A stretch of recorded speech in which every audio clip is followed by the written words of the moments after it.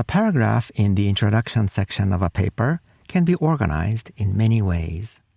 Let's talk about one specific paragraph that is organized in an interesting way. It was a miniature version of an introduction section. The key point in understanding the structure of the introduction paragraph is, interestingly, to think about the structural components of the abstract. Let's apply this thinking tool to one introduction paragraph in a paper written by the Nobel Laureates. Hi everyone, welcome to the Foundational Skills in Life Sciences podcast. I'm your host, Dr. Synaptologica. We discuss the skills that life science scholars learn, use, and improve throughout professional activities. Your benefit is expressed in my motto, learn the skills, enjoy academic life. The last episode. In the last episode, episode 57, we learned how to obtain an overview of a paragraph. That was by reading the first two sentences and the last two sentences of the paragraph. We applied the method to the introduction section of our Milestone Article 1 by the Nobel Laureates.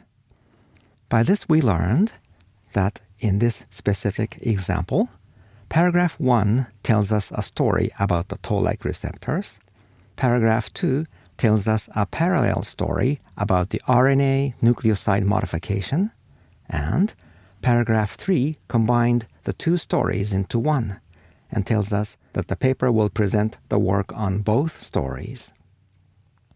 Today's episode, we will keep reading the introduction of our Milestone Article 1. It was written by the 2023 Nobel Prize laureates in Physiology or Medicine. The laureates were Dr. Katalin Karikó and Dr. Drew Weissman, and the paper was published in 2005 in the journal Immunity. As is always the case in our episodes, this paper will give us one of the best examples. In today's episode, we will focus on paragraph 1 and read its details. We will see that paragraph 1 has an interesting structure. Its structure is a mini version of introduction section on its own. It functions as a complete, self-contained introduction to one of the two stories, that is, the toll-like receptors. Quick reminder. Before moving on, I would like to remind you of the role of the introduction section. This is because it will help us analyze and understand the structure of the introduction paragraphs, especially this paragraph 1. 4 episodes ago, in episode 54, we expressed the role of the introduction in a single sentence. It goes like this. The role of the introduction is to elaborate the background, known, unknown trio of components in the abstract by adding evidence and citing references. By this elaboration, these abstract components will become stronger and credible in the author's context. So, when we read the introduction paragraphs, we will pay attention to the structural components of the abstract, especially the background, known, unknown trio of components. Let's get back to the main talk. Here is a new sub-step. Step 15-6, count the number of sentences in a paragraph and give them sequential numbers. For analyzing the structure of a paragraph, it will be helpful to number individual sentences sequentially. This sub-step is like the previous sub-step, where we numbered individual paragraphs sequentially. By giving sequential numbers to individual sentences, we can stop an unconscious flow between sentences. We can isolate individual sentences from each other. This way, our attention will be directed to the meaning of each sentence. This is helpful for us to analyze the role of each sentence. This is also helpful for us because you and I communicate better. I will name each sentence by its sequential number, and you can identify the sentence by hearing the number and read it yourself. We will do this substep only for the first paragraph of the introduction today. In later episodes, we will read 2 other paragraphs in the introduction, and there we will repeat this substep for each paragraph. Structure of paragraph 1. The first paragraph, or paragraph 1, has 10 sentences in all. After giving sequential numbers 1 through 10 to all the sentences, we will read paragraph 1 in the following substep. Step 15-7. Read a paragraph and assign a specific role to each sentence, using abstract components as a guide. In the last episode, episode 57, we read the first 2 sentences and the last 2 sentences of paragraph 1.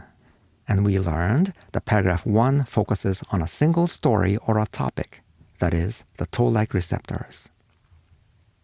Let's read each sentence here and talk about how to interpret those 2 sentences. Before going into details, I would like to give you a summary of the paragraph because it will help you understand today's episode better. Paragraph 1 has an interesting structure. Usually, we would expect that the first paragraph of introduction will explain the details of only one of the abstract structural components, that is, the background component. And the other paragraphs will explain the details of 2 other abstract structural components, that is, the known and the unknown components. This way, all paragraphs of the introduction together will expand the trio of components, that is, the background, known, unknown components. Instead, this paragraph 1 expands all the trio of components, and the 3 components are described separately and sequentially in 3 parts. Paragraph 1 takes this interesting structure because the introduction section of our Milestone Article 1 deals with 2 parallel stories, and paragraph 1 focuses on one of them. Okay, let's read the details. Part 1 of paragraph 1. Part 1 is made up of sentences 1 through 3. Sentences 1 and 2 say that the toll-like receptors are important in recognizing bacteria and viruses and in triggering immune responses against them. Sentence 3 describes some molecular specifics of the toll-like receptors. Based on these facts, I would say that these sentences 1 through 3 in part 1 represent the background component. They are expanding the background component of toll-like receptors in the abstract. Part 2 of paragraph 1. Part 2 is made up of sentences 4 through 9. It is the longest among the 3 parts of paragraph 1. Sentence 4 says that human cells could use 10 different types or family members of toll-like receptors. And this way, sentence 4 opens part 2 that talks about what is known about the toll-like receptors. Then sentence 5 links the toll-like receptors with DNA and RNA. It says that some toll-like receptor family members are activated by DNA and RNA. And further, sentence 5 summarizes what will be described in the subsequent sentences 6 through 9. The next 2 sentences, sentences 6 and 7, give us 4 examples of which toll-like receptors are activated by what type of DNA or RNA. I will sort them here from the smaller number to the larger number of the toll-like receptor names. Toll-like receptor 3 is activated by double-stranded RNA. Toll-like receptor 7 is activated by single-stranded RNA. Toll-like receptor 8 is activated by a certain form of small RNA molecules. And toll-like receptor 9 is activated by unmodified DNA. The next 2 sentences, sentences 8 and 9, integrate these pieces of information. They say that Toll-like receptors 7 through 9 form a group or a subfamily, and they share a common activation mechanism that involves an intercellular organelle called the endosome. So these 6 sentences, sentences 4 through 9 in Part 2, describe what is known about the relationship between the Toll-like receptors and the DNA and RNA. Based on these facts, I would say that Part 2 represents the known component of the abstract, with a specific focus on Toll-like receptors. Part 3 of Paragraph 1. After Part 2 is completed with Sentence 9, we have Part 3. It is the shortest part. Part 3 is made up of only the last sentence of Paragraph 1, that is, Sentence 10. Sentence 10 mentions that we do not know which natural compound can stimulate the human Toll-like receptors 7 and 8. So Part 3 represents the unknown component of the abstract, with a specific focus on Toll-like receptors. Overall structure of Paragraph 1 of the introduction section. So Paragraph 1 has the following overall structural features. Paragraph 1 has 3 parts. All parts were focused on the Toll-like receptors. Part 1 expands the background component of the abstract. Part 2 expands the known component of the abstract. Part 3 expands the unknown component of the abstract. So parts 1 through 3 represent the background, known, unknown trio of abstract components. In a way, Paragraph 1 serves as a mini introduction section for Toll-like receptors. Why did Paragraph 1 take this interesting structure? I think this is because the authors wanted to present 2 stories in the introduction. Remember in the last episode, episode 57, we talked about how the introduction of our Milestone Article 1 presented 2 parallel but related stories. And the Toll-like receptors was one of the 2 stories the authors wanted to present. It was the topic of Paragraph 1. The nucleoside modification was the topic of Paragraph 2. And both topics were integrated in Paragraph 3. Now, I have 2 comments about the 2 sentences in Part 2. Comment 1. Sentence 6 mentions that Toll-like receptor 9 is activated by unmodified DNA. The authors specifically used the phrase, quote, unmethylated CpG motifs, close quote, in the DNA. This sentence, sentence 6, is the only one out of 10 sentences in Paragraph 1 that mentioned something related to the nucleoside modification. We will see in a later episode that the nucleoside modification is the main topic of Paragraph 2. And I mentioned in the previous episode, episode 57, that Paragraph 1 and Paragraph 2 are not completely independent of each other. And this is the reason why I said that. 2 paragraphs not being completely independent is just fine. They're going to be combined in Paragraph 3, and the 2 paragraphs should be related to some extent.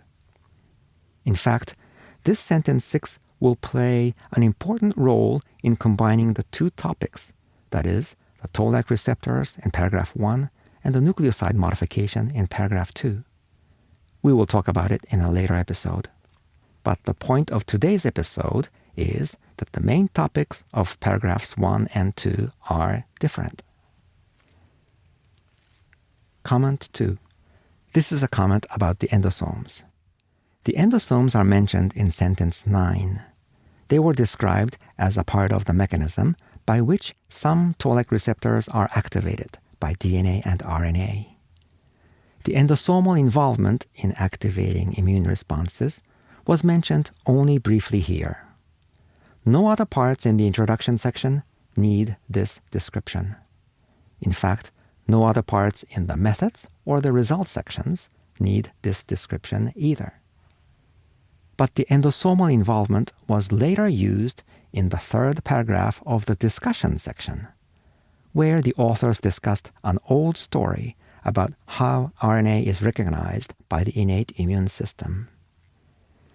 So the information about the endosomes serves as the known component not only in the paragraph 2 of the introduction, but also later in the paragraph 3 of the discussion section.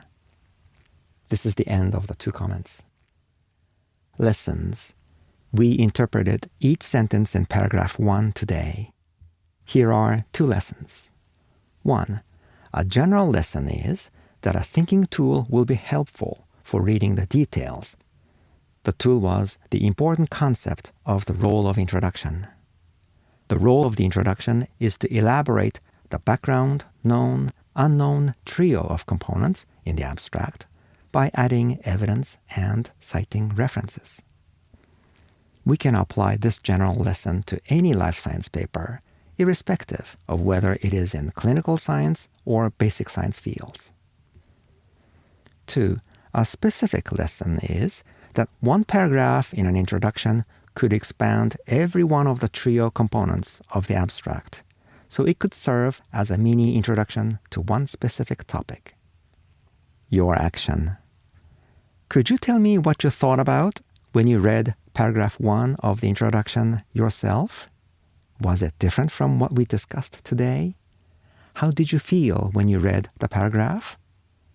I would like to hear from you. Please send me an email. My email address is ideas@synaptologica.com. Thank you for joining me in today's episode of Foundational Skills in Life Sciences. I'm Dr. Synaptologica. I'll see you soon. Bye for now.